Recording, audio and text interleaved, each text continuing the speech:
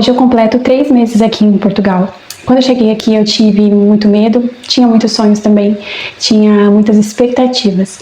E hoje eu vou contar pra vocês se eu realmente estou me adaptando aqui em Portugal. Porque a verdade é que morar em outro país é bem diferente do que a gente vê na internet.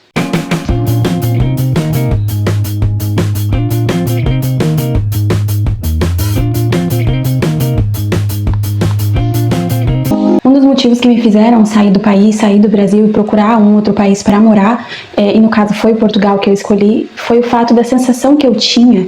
Era como se eu estivesse dentro de um buraco. Eu sempre falava isso para todo mundo. A sensação que eu tenho é que eu estava dentro de um buraco e eu estava tentando sair desse buraco. E quanto mais eu tentava me levantar, eu via que cada vez mais parecia que o ambiente, o governo, o lugar, sabe, as coisas pareciam que me afundavam mais. Eu sei que a gente não pode terceirizar a culpa de nada que acontece na nossa vida, né? A gente tem que tomar a responsabilidade pra gente. Eu não conseguia prosperar naquele lugar, eu não conseguia crescer, eu não conseguia mudar a minha mente, eu não conseguia fazer nada. Era essa sensação que eu tinha.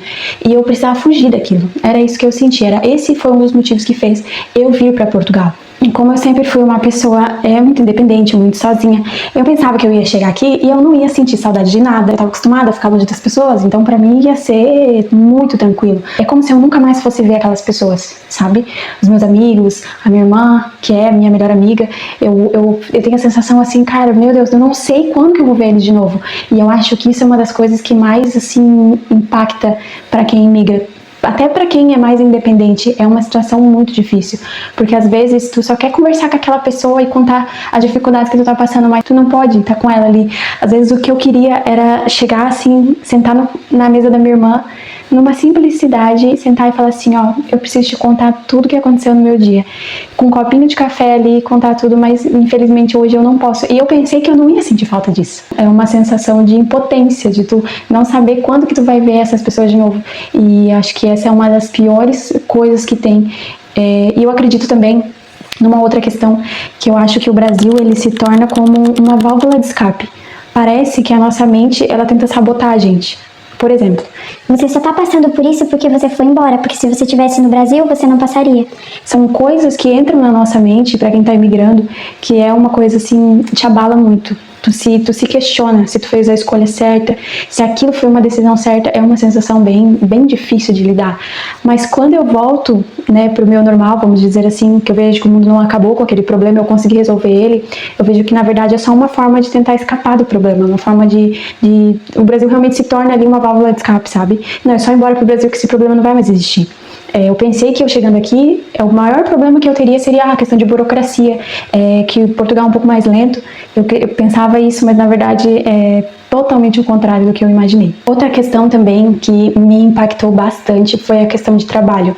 Foi a questão de precisar depender de um contrato de trabalho. Eu tenho visto de procura de trabalho, então eu sou obrigada a ter um contrato de trabalho. Então eu não posso trabalhar informalmente, por exemplo, sem contrato, emitindo recibos verdes. Aqui chama recibo verde, né? Mas é como se fosse o nosso MEI do Brasil. Então eu não posso trabalhar dessa forma, eu tenho que ter um contrato. Então essa pressão de que tu tem que ter um contrato é uma sensação muito difícil. E eu vejo essa mudança em questão de área. Por exemplo, no Brasil eu sempre trabalhei em escritório, sempre trabalhei nessa área mais administrativa ou de vendas ou comercial, e eu nunca tinha trabalhado numa produção, por exemplo, numa fábrica ou num restaurante. Então foram 2 empregos que eu tive aqui.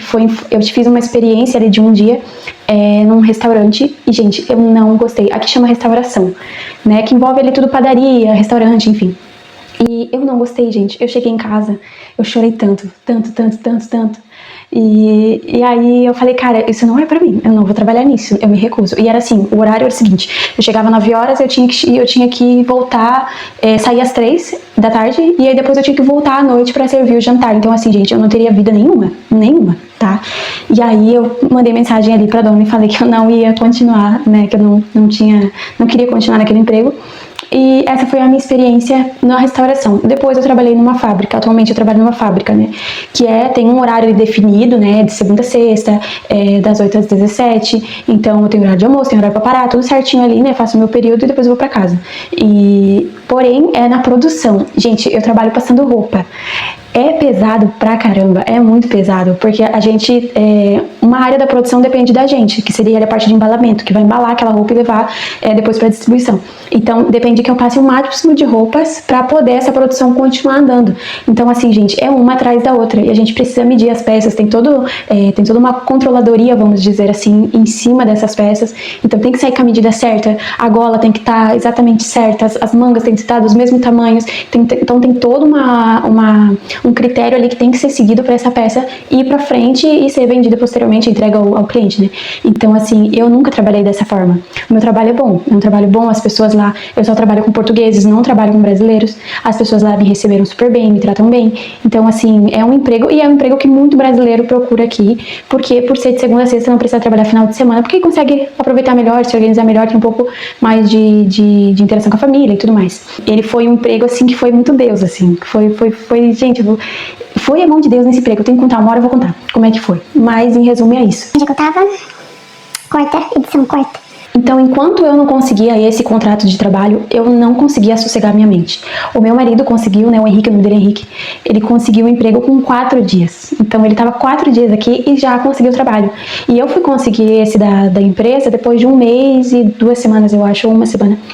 Então, assim, enquanto eu não conseguia esse trabalho, enquanto eu não conseguia o contrato, conseguia o empregador ali, gente, eu fiquei muito desesperada, eu fiquei com muito medo mesmo, porque se tu não consegue, simplesmente tu não vai ter contrato para apresentar e eles vão pedir para que tu se retire do país. Então pensa, eu vendi, gente, tudo que eu tinha, até o espremedor de limão eu vendi para alguém. E assim, todas as coisas que eu comprei no Brasil, eu vendi por preços muito acessíveis pra gente, porque a gente precisava vender logo para ir embora. Então assim, eu não tenho para onde voltar. Entendeu? Eu não tenho um plano B. Aqui é o plano A, o B, o C, o D. É tudo que eu tenho. Então, tem que dar certo.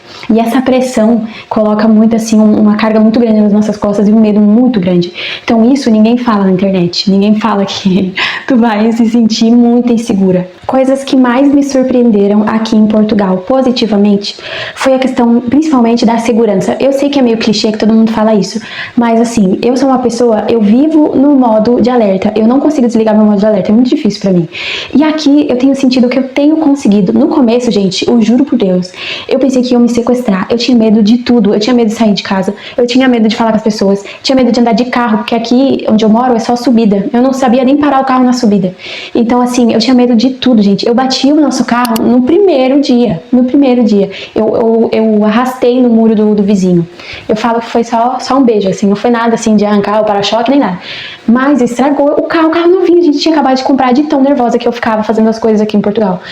Aqui perto da minha casa também tem um barzinho, a gente chama o famoso boteco no Brasil, né? Um boteco. E aí, nesse boteco, tem um senhorzinho muito querido que me atende todas as vezes. E lá sempre fica muito cheio de homem, lá pra dentro eles ficam jogando, ficam, né? É cultural aqui tomar café fora. Então, eles sempre estão ali tomando café, ou tomando uma cerveja, ou alguma coisa assim. E aí, como ele tem um café muito gostoso, eu sempre gosto de ir ali. Gente, eu nunca me incomodei com homem nenhum. E com o tempo parece que eu tô conseguindo desligar esse meu alerta, vamos dizer, essa sensação de sempre estar ali em alerta, eu tô conseguindo desligar isso. E é uma sensação maravilhosa. Tu poder ficar tranquila, caminhar, tu poder sair sozinha, fazer as tuas coisas e ninguém vai te incomodar. Gente, é uma sensação maravilhosa. E no Brasil eu não tinha isso. Sendo bem sincera com vocês, eu não posso dizer que eu tô 100% adaptada. Afinal, foi só 3 meses que eu tô aqui. Mas eu ainda sinto saudade da minha família. Eu acho que isso nunca vai mudar. Eu sinto um pouco de falta também de sentir que eu pertenço realmente 100% àquele lugar como era no Brasil. Mas aos poucos eu vejo que Portugal tá se tornando meu lar, tá se tornando um lugar onde eu me sinto animada para conhecer, para saber mais do país. Eu não viajei muito ainda, né?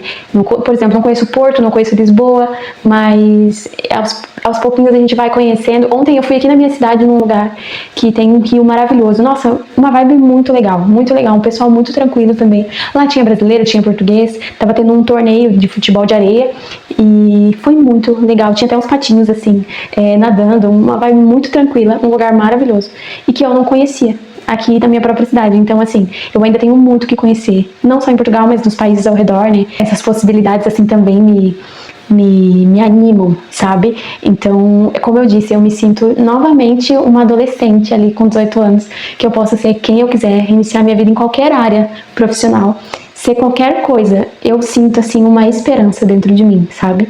Então, tem sido muito bom, gente, tem sido muito bom. E em tudo, tudo, cada detalhe da minha vida, eu vejo, assim, Deus tem um cuidado, sabe? Assim, dizem que Deus é pai de menina, né? E eu tenho visto, assim, um cuidado dele comigo, com a minha família, nos detalhes, assim, ele sempre cuidando de mim. Não é perfeito. Portugal não é perfeito. Eu sempre falo uma frase assim: perfeito só o céu.